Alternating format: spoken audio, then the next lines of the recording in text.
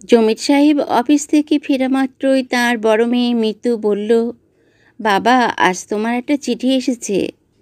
বলেই সে মুখের হাসি গোপন করার জন্য অন্যদিকে তাকালো। মিতুর বয়স 21। এই বয়সের মেয়েদের মুখে অকারণে হাসি আসে।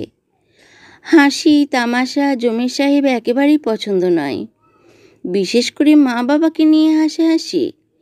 আজকাল অনেক পরিবারেই তিনি এই ব্যাপার দেখেন।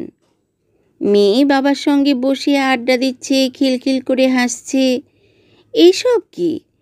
তিনি একবার তার এক বন্ধুর বাড়িতে গিয়েছিলেন। সেই বন্ধুর মেয়ে বাবাকে নিয়ে খুব হাসি তামাশা করতে লাগলো। এক পর্যায়ে বলে ফেলল, বাবা, দিন দিন তোমার চেহারা সুন্দর হচ্ছে। রাস্তায় বের হলে নিশ্চয়ই মেয়েরা তোমার দিকে তাকায়। জমির সাহেব স্তম্ভিত হয়ে গেলেন। তার নিজের মেয়ে হলে চর দিয়ে মেঝেতে ফেলে দিতেন। অন্যের মেয়ে বলে কিছু বলা গেল না। তবে ওই বন্ধুর বাড়িতে যাওয়া তিনি ছেড়ে দিলেন। মিতু চিঠিটি বাবার দিকে বাড়িয়ে দিতে দিতে বলল, বেয়ারিং চিঠি বাবা, 2 টাকা দিয়ে চিঠি রাখতে হয়েছে, বলে আবার ফিক করে হেসে ফেলল। জমির সাহেব কঠিন গলায় বললেন, হাসছিস কেন? বেয়ারিং চিঠি এসেছি, এর মধ্যে হাসির কি হলো? এরকম ফাজলামি শিখেছিস কোথায়? মিতু মুখ কালো করে চলে গেল। বাবাকে সে সঙ্গত কারণে অসম্ভব ভয় পায়। জমির সাহেব লক্ষ্য করলেন খামের মুখ খোলা। এরা চিঠি পড়েছে। এই বেয়াদবি সহ্য করা মুশকিল। একজনের চিঠি অন্যজন পড়বে কেন? খামে তার নাম লেখা দেখার পরেও এরা কোন সাহসে চিঠি খোলে? রাগে জমির সাহেবের গা কাঁপতে লাগলো। এই অবস্থায় তিনি চিঠি পড়লেন। 1 বার, 2 বার, 3 বার। তার মাথা ঘুরতে লাগলো। সুস্মিতা নামের এক মেয়ের চিঠি, তার কাছে লেখা। সম্বোধন হচ্ছে প্রিয়তমেষু। এর মানে কি? সুস্মিতা কে? সুস্মিতা নামের কাউকেই তিনি চেনেন বলে মনে করতে পারলেন না। কলেজে পড়ার সময় কমলা নামের এক মেয়ের প্রতি দুর্বলতা অনুভব করেছিলেন। মেয়েটির বিয়ে হয়ে যাবার পর দুর্বলতা কেটে যায়। এছাড়া অন্য কোনো মেয়েকে তিনি চেনেন না। জমির সাহেব কপালের ঘাম মুছে 4র্থবারের মতো চিঠিটা পড়লেন। প্রিয়তমেষু, তুমি কেমন আছো? তোমার কথা খুব মনে পড়ে। তোমার শরীর এত খারাপ হয়েছে কেন? শরীরের আরও যত্ন নেবে। আমি দেখেছি তুমি বাসে যাওয়া আসা করো। তোমাকে অনুরোধ করছি, সপ্তাহখানেক বাসে উঠবে না। কাল তোমাকে নিয়ে একটা দুঃস্বপ্ন দেখেছি। দুঃস্বপ্নটা হচ্ছে তুমি বাসে উঠতে গিয়ে পিছলে পড়ে পা ভেঙে ফেলেছ। স্বপ্নকে গুরুত্ব দেওয়ার কোনো মানে হয় না। তবু অনুরোধ করছি, 1 সপ্তাহ বাসে উঠবে না। বিনীতা, তোমার সুস্মিতা। জমির সাহেব 5মবারের মতো চিঠি পড়তে শুরু করলেন। মোটা নিবিড় কলমে গোটা গোটা অক্ষরের চিঠি। চিঠিতে তারিখ বা ঠিকানা নেই। হলুদ রঙের কাগজ। কাগজ থেকে হালকা ন্যাপথলিনের গন্ধ আসছে। বাবা, তোমার চা। মিতু চায়ের কাপ এনে বাবার সামনে রাখল। তার মুখ থমথম করছে। বাবার ধমকের কথা সে এখনো ভুলতে পারেনি। জমির সাহেব মেয়ের দিকে তাকিয়ে অস্বস্তির সঙ্গে বললেন, কি লিখলো কিছুই বুঝতে পারছি না। সুস্মিতার নামের কাউকে চিনি না। মিতু বলল, চিনি হয়েছে কিনা দেখো। জমির সাহেব চায়ের চিনির ব্যাপারে কোনো আগ্রহ দেখালেন না। শুকনো গলায় বললেন, তোর মা এই চিঠি পড়েছে? হ্যাঁ। বলেছে কিছু? না। বুঝলি মিতু, সুস্মিতা নামের কাউকেই চিনি না। আর ধর যদি চিনতামও, তাহলে কি এরকম একটা চিঠি কেউ লিখতে পারে? ছি ছি, লজ্জায় আমার মাথা কাটা যাচ্ছে। মিতু ইতস্তত করে বলল, আমার কি মনে হয় জানো বাবা? আমার মনে হয় এই বাড়িতে জমির সাহেব বলে কেউ ছিলেন। চিঠিটা তাঁকেই লেখা। জমির সাহেবের চোখ মুখ উজ্জ্বল হয়ে উঠল। এই সহজ সমাধান তার মাথায় কেন আসেনি বুঝতে পারলেন না। কিন্তু মেয়েটার মাথা তো বেশ ভালো। সায়েন্স দেওয়া উচিত ছিল। গাধার মতো তিনি মেয়েটাকে আর্টস পড়িয়েছেন। তিনি চায়ে চুমুক দিয়ে বললেন, খুব ভালো চা হয়েছে মা, খুব ভালো। তোমার মা কোথায়? নানুর বাড়ি গেছে। মা নানুর বাড়ি গেছে, এই বাক্যটি জমির সাহেব খুব অপছন্দের বাক্য। শাহানার বাড়ি মিরপুর 6 নম্বরে। ওই বাড়িতে গেলেই শাহানা রাতটা থেকে যায়, আজও থেকে যাবে। তবে আজ জমির সাহেব অন্যদিনের মতো খারাপ বোধ করলেন না। শাহানা থাকলে নিশ্চয়ই চিঠিটা নিয়ে গম্ভীর গলায় কথা বলতো। শাহানার কথা শুনতেই ইদানিং তার অসহ্য লাগে। রাগি রাগি কথা তো আরও অসহ্য লাগবে। মিতু, জি বাবা। তোর মা বোধ হয় থেকে যাবে ও বাড়িতে। হ্যাঁ। তোর মা কিছু বলেনি চিঠি পড়ে? না। তোর কি মনে হয় রাগ করেছে? রাগ করেছিল, আমি বুঝিয়ে বলেছি। মেয়ের প্রতি কৃতজ্ঞতায় জমির সাহেবের মন ভরে গেল। মেয়েটাকে সায়েন্স পড়ানো উচিত ছিল। সায়েন্স না পড়িয়ে ভুল হয়েছে। আর্টস পড়বে গাধা টাইপের মেয়েরা। তার মেয়ে গাধা টাইপ নয়, বুদ্ধি আছে, বাপের প্রতি ফিলিংস আছে। পরদিন যথারীতি জমির সাহেব অফিসে রওনা হলেন। একবার মনে হলো বাসে না গিয়ে একটা রিক্সা নিয়ে নেবেন। পর মুহূর্তে এই চিন্তা মন থেকে ঝেড়ে ফেললেন। ফালতু একটা চিঠি নিয়ে কিছু ভাবার কোনো মানে হয়? এইসব জিনিস প্রশ্রয় দেওয়াই উচিত না। ঝিকাতলার মোড়ে অন্য সব অফিস যাত্রীর মতো তিনি একটা টিফিন বক্স এবং ছাতা হাতে বাসের জন্য অপেক্ষা করতে লাগলেন এবং যথারীতি প্রচণ্ড ভিড়ে ঠেলাঠেলি করে বাসে উঠে পড়লেন। বাস ছেড়ে দিল। সেই মুহূর্তে কিছু একটা হলো তার। মনে হলো ছিটকে বাস থেকে পড়ে যাচ্ছেন। তিনি একসঙ্গে অনেক লোকের চিৎকার শুনলেন, থামো থামো থামো, এই রুকে রুকে। জমির সাহেব রাস্তায় ছিটকে পড়ে জ্ঞান হারালেন। জ্ঞান হলো হাসপাতালে। তার বাম পা হাঁটুর নিচে ভেঙেছে। এক জায়গায় না, 2 জায়গায়। মিতু এবং শাহানা মাথার কাছে বসে আছে। দুজনেই কেঁদে বুক ভাসাচ্ছে। সোহরাওয়ার্দী হাসপাতালে ডাক্তার সাহেব বিরক্ত গলায় বললেন, কাঁদছেন কেন? বললাম তো, তেমন সিরিয়াস কিছু হয়নি। দিন 15 মধ্যে সুস্থ হয়ে বাসায় যাবে। 2টো ফ্র্যাকচার হয়েছে, তবে সিরিয়াস কিছু না। ডাক্তারের কথা মতো 15 দিনের মাথাতেই জমির সাহেব বাড়ি ফিরলেন। তবে পুরোপুরি সুস্থ হয়ে নয়, বাবা অচল হয়ে গেল। এই দেশে নাকি কিছু করা সম্ভব না। বিদেশে যদি কিছু হয়, চাকরি শেষ হবার আগেই জমির সাহেব রিটায়ার করলেন। তিনি এবং তার পরিবারের কেউ ওই হলুদ চিঠির কথা একবারও তুলল না, যেন ওই চিঠি একটা অভিশপ্ত চিঠি। তার কথা তোলা উচিত না। চিঠিটা জমির সাহেবের শোবার ঘরের টেবিলে 3 নম্বর ড্রয়ারে পড়ে রইল।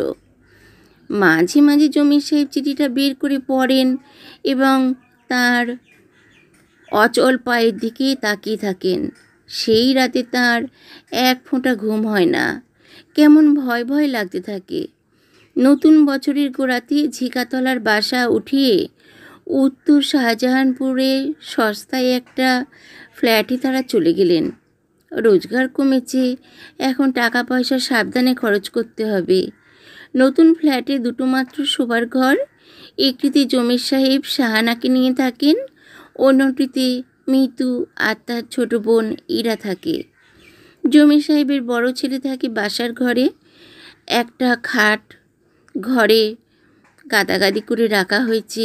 এই বাড়িতে মাস 3 কাটানোর পর আর একটি বিয়ারিং চিঠি এলো। আগের মতো গোটা গোটা হরফে লেখা। মোটা কলমের নিব দিয়ে মেয়েলি অক্ষরে সুস্মিতা লিখেছে, প্রিয়তম সু, তুমি কেমন আছো? এত দুশ্চিন্তা করছো কেন? তোমাকে দুশ্চিন্তা করতে দেখলে আমার ভালো লাগে না। সংসারে দুঃখ কষ্ট সমস্যা থাকেই, এতে বিচলিত হলে চলে? মনের সাহস রাখো। আচ্ছা, একটা কথা, তোমার বড় ছেলেটাকে কিছুদিন ঢাকা শহরের বাইরে রাখতে পারো না? আমার কেন জানি মনে হচ্ছে কোনো ঝামেলায় পড়ে যাবে। তোমাদের গ্রামের বাড়িতে ওকে কিছুদিনের জন্য পাঠিয়ে দাও না। ও যেতে চাইবে না, বুঝি সুঝি রাজি করাও। বিনিতা তোমার সুস্মিতা। এবার আর সুস্মিতার চিঠি নিয়ে কেউ হাসাহাসি করল না। চিঠি পড়ার সময় শাহানার হাত থরথর করে কাঁপতে লাগলো।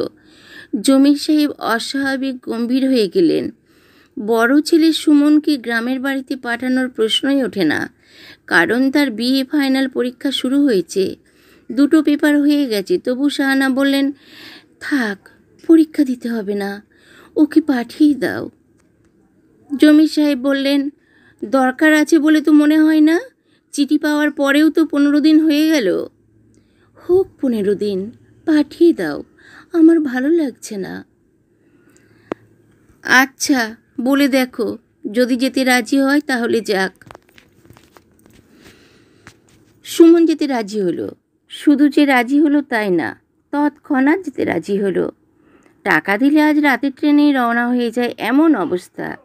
ঠিক হলো সে সোমবার সকালে ট্রেনে যাবে। জমির সাহেবও সঙ্গে যাবেন।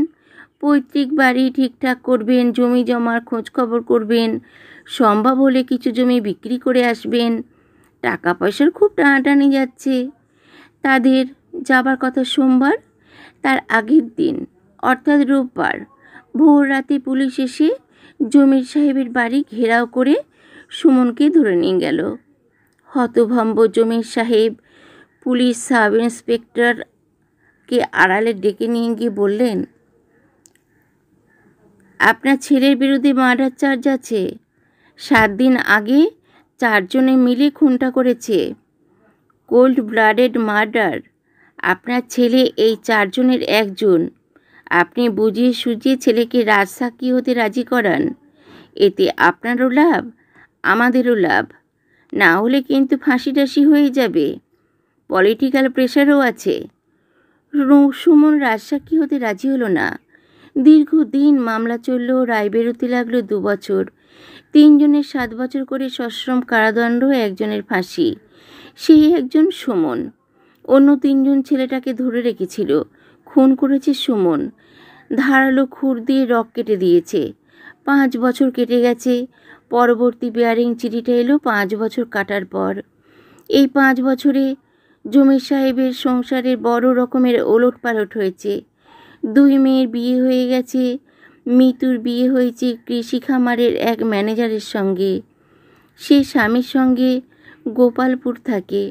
ছোট মেয়ে ইরার বিয়ে হয়েছে ওষুধ কোম্পানির এক কেমিস্টের সঙ্গে। তারা ঢাকা শহরেই থাকে। প্রায়ই বাবা মাকে দেখতে আসে। বড় মেয়ের কোনো ছেলেপুলে হয়নি। ছোট মেয়ের একটা ছেলে হয়েছে। ছেলের নাম ফারাদ। এই ছেলেটি জমির সাহেবের খুব ভক্ত। তার কাছে এলেই কোলে উঠে বসে থাকে। কিছুতেই কোল থেকে নামানো যায় না। 5 বছর পর একদিন পিয়ন এসে বলল, স্যার, আপনাকে একটা বিয়ারিং চিঠি এসেছে, রাখবেন? জমির সাহেব শূন্য দৃষ্টিতে তাকিয়ে রইলেন। সেদিন ইরারা বেড়াতে এসেছে। জমির সাহেবের কোলে ফারহাদ। তিনি ফারহাদকে মাটিতে নামিয়ে চিঠি হাতে নিলেন। হাতের লেখা চিনতে তার অসুবিধে হলো না।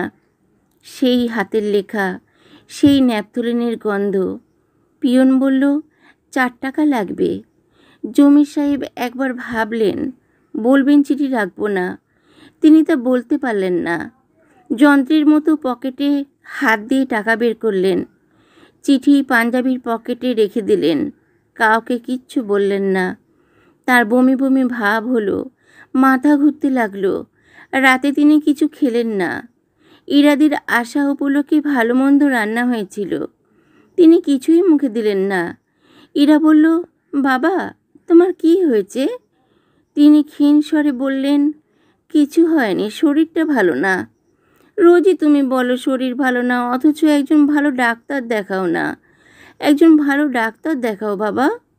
দেখাবো, আর মাকেও একজন ভালো ডাক্তার দেখাও। আচ্ছা আচ্ছা না বাবা, দেখাও। মেয়ে জামাই রাত 9টার দিকে চলে গেল। ফারহাদ গেল না, সে নানার সঙ্গে থাকবে। সারা রাত জমির সাহেবের ঘুম হলো না। পরদিন হু হু করে গায়ে জ্বর এসে গেল। জ্বরের মূল কারণ কাউকে বলতে পারলেন না। বেলা যতই বাড়তে লাগলো, জ্বর ততই বাড়তে লাগলো। দুপুরের পর ঘাম হতে লাগলো।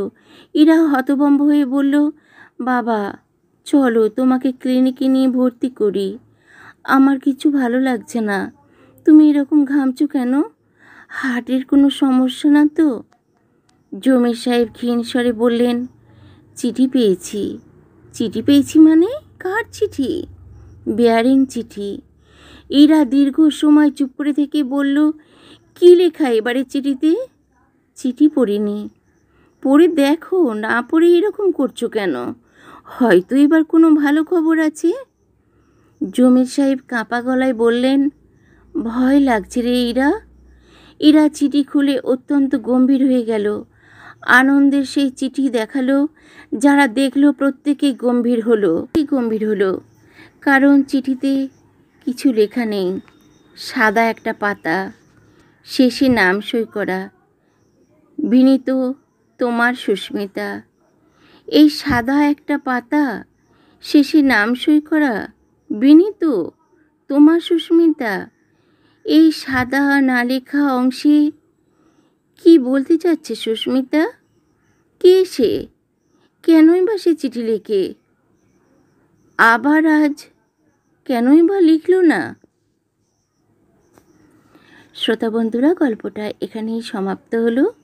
আপনাদের এই গল্প নিশ্চয়ই ভালো লেগেছে। তাহলে বলবো প্রত্যেকে লাইক করবেন এবং আপনজনদের মধ্যে শেয়ার করে দেবেন, যাতে আপনার আপনজনেরাও এই গল্প শোনার সুযোগ পায়। তাহলে আজ আসি, নমস্কার।